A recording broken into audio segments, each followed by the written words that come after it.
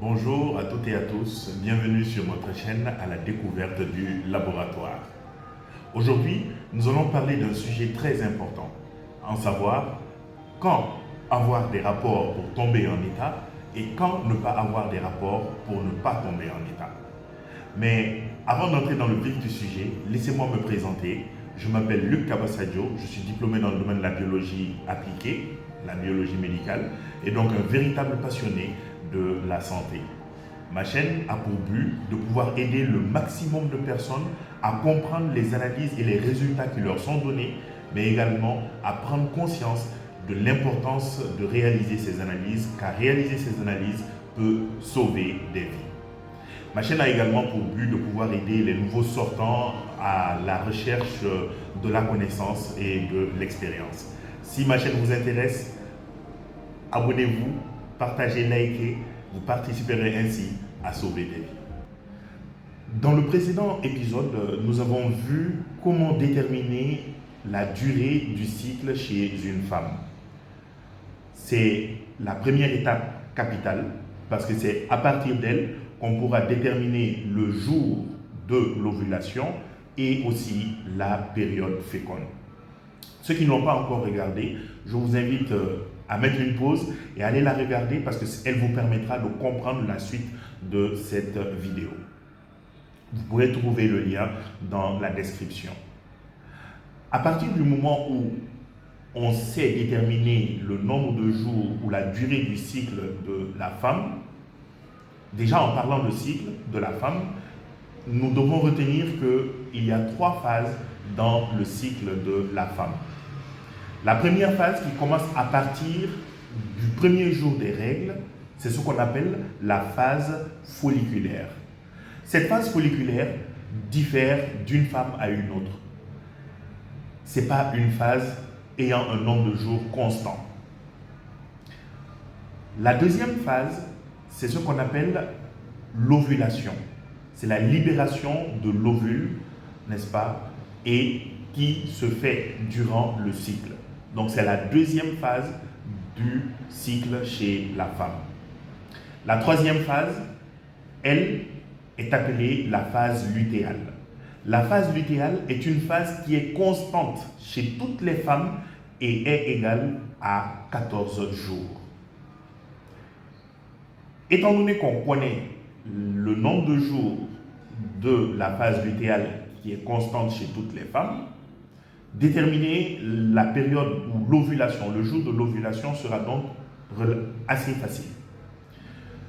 Il suffit juste d'enlever 14 jours du nombre de jours que dure le cycle. Si c'est un cycle qui dure 28 jours, on fait 28 moins 14 qui est égal à 14. Le 14e jour chez une femme ayant un cycle de 28 jours, le 14e jour est son jour d'ovulation. Si c'est une femme qui a un cycle de 24 jours, eh bien on fait 24 moins 14, ça veut dire que le 10e jour est le jour d'ovulation chez cette femme. Si c'est une femme qui a un cycle de 30 jours, on fait 30 moins 14, ça veut dire que le 16e jour est le jour d'ovulation chez cette femme.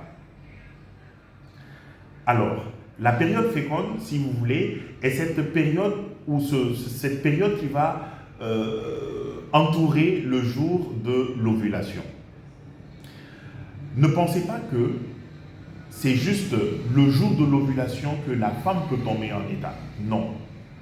4 jours avant, la femme est déjà féconde.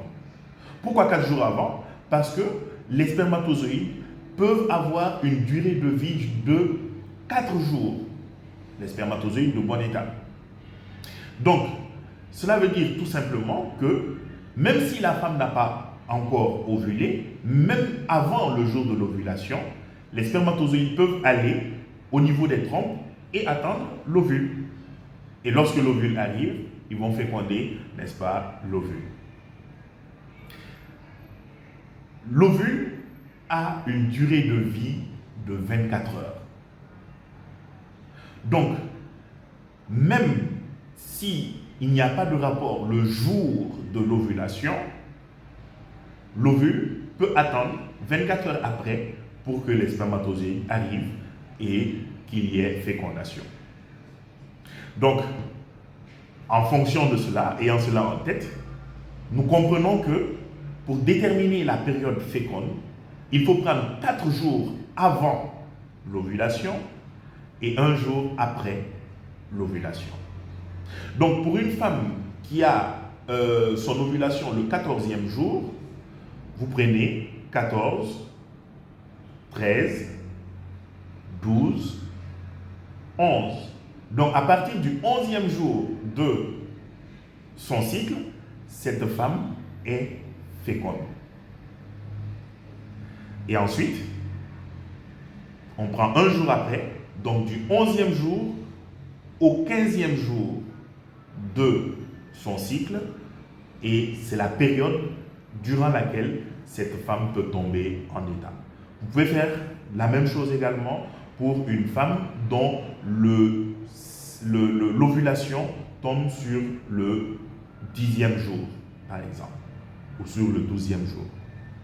J'espère que vous avez compris comment est-ce qu'on détermine la période féconde. Maintenant, pour les femmes mariées qui ont envie d'avoir un enfant, eh bien, il faut justement avoir des rapports durant cette période féconde-là. 4 jours avant l'ovulation et 1 jour après l'ovulation.